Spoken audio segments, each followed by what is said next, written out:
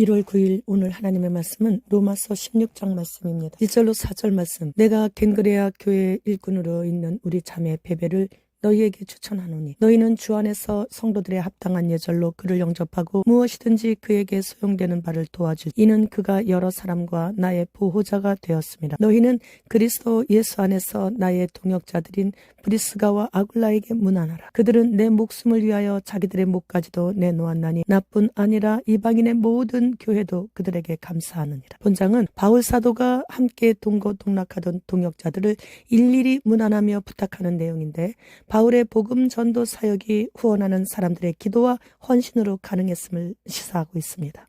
빌립보 교회 루디아가 자기 집을 개방하여 교회를 섬겼던 것처럼 바울 사도가 제2차 전도 여행 때 겐그레아 교회를 방문했을 때 순결이란 이름을 가진 여집사 베베가 자신의 집을 개방하여 교회로 섬기고 있었는데, 고린도 교회에서 그다지 멀지 않은 교통의 중심지인 겐그레아 교회는 오고 가는 복음 전도자들이 거의 다 들렸다 가는 그런 곳이었습니다.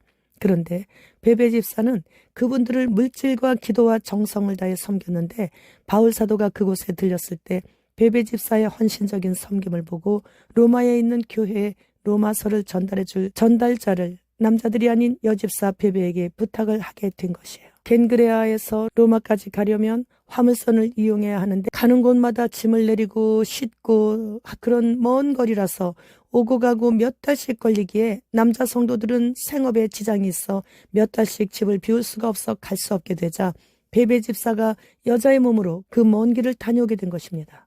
바울 사도는 로마 서신에 베베를 천거하며 그의 여행에 필요한 모든 경비를 도와주라고 부탁하면서 그가 여러 사람과 나의 보호자가 되었다고 칭찬했습니다.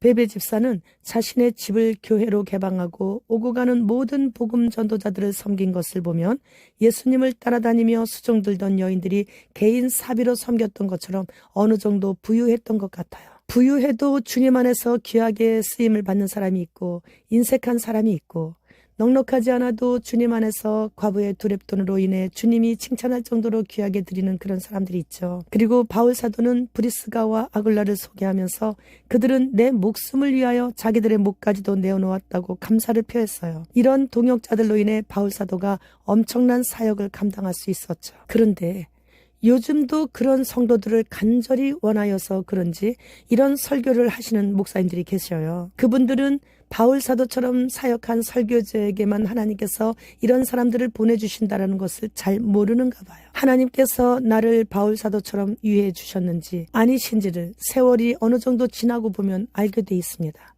저는 몽골에서 정말 바울 사도를 따라하느라고 엄청 고생 많이 했습니다. 내가 주님 앞에 갈 때가 거의 다 되었기에 디모데와 누가 같은 동역자들과 오늘 본장에서 바울 사도가 자신을 도와주었던 고마운 동역자들을 일일이 열거하는 것을 보고 나에게도 그런 동역자들을 보내주셨나 아니하셨나를 점검해 봤어요. 그런데 아니에요. 저도 사역할 때에는 바울 사도 흉내라도 낸다고 열심을 내긴 했지만 실제로 하나님 보실 때 하나님 나라 확장이 아닌 천국의 모형만 보면서 열심으로 쫓았던 것 같아요. 바울 사도가 동역자들에게 문안 인사하는 것을 보면서 그래서 더 부럽더라고요. 나는 그다지 주님의 기쁨이 되지 못했다는 그런 생각에 죄송한 마음이 들었습니다. 이제 곧 휴거가 있게 될 것이고 땅에 남은 자들의 통곡 소리가 공중에 메아리쳐 울리게 될 것인데 말이에요. 캐나다의 내과 대학에서는 hin신이나 모든 종류의 예방 접종을 거부하는 자에게 정신과 약물을 의무화할 것을 제안했다고 합니다. 그러니까 hin신 안 신으면 정신병원에 강제 입원시키겠다는 정책이에요. 캐나다는 영유아에 대한 영리 목적으로 안락사를 합법화하겠다는 계획을 발표했습니다. 그러자 대기업들이 출산을 후회하는 부모들을 위해 대규모 자살시설을 구축하고 있다고 합니다. 원래 네덜란드가 1세에서 11세 아동들이 부모 동의 없이 안락사 가능한 법을 통과시켰거든요. 그런데 캐나다는 18세 기준으로 해야 한다고 발의를 하고 그랬었어요. 그런데 이제는 네덜란드를 따라잡아 기업의 영리를 목적으로 영유아의 안락사를 합법화하겠다는 거예요. 한동훈 전 법무장관은 참 인기가 많은 정치인이죠. 그는 우리나라 출산율을 끌어올리기 위해는 이미 늦었다고 하면서 이민청을 신설하여 우리 국민이 하기 싫어하는 일은 이민자들에게 맡기고 열심히 일하고 봉사하는 외국인들에게 영주권을 주어 우리나라 국민으로 만들어주겠다는 그런 이민법을 계획하고 있습니다. 요즘 유럽이나 미국은 이민자들이 들어오기 쉽도록 정책을 펼치고 받아들임으로 인해 난장판이 되는 것을 보고 이민법을 제정하겠다는 것인지, 유럽과 미국이 외부의 전쟁으로 나라가 망하는 게 아니라 내부 공격으로 지금 나라가 피폐해져 있어요. 그리고 그렇게 해서 먼저 망하는 것을 보면서 그런 정책을 펴겠다는 것을 보니 그는 분명히 딥스의 똘마니인 것입니다.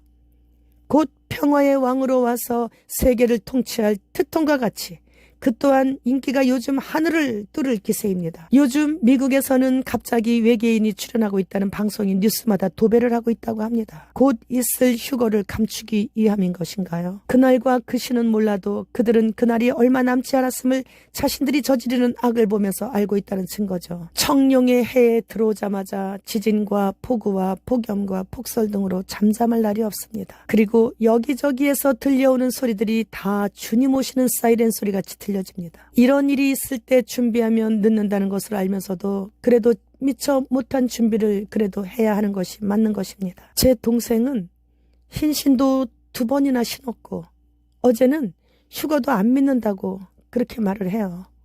그래도 열심히 다니던 극락사를 끊고 이제 한 달에 한 번은 교회에 와서 예배를 드리며 휴거에 관한 설교를 듣고 있으니 이제 뒷일은 주님께 맡기고 저는 이제 이 땅을 떠나갈 준비를 부지런히 마쳐야겠습니다. 마라나타.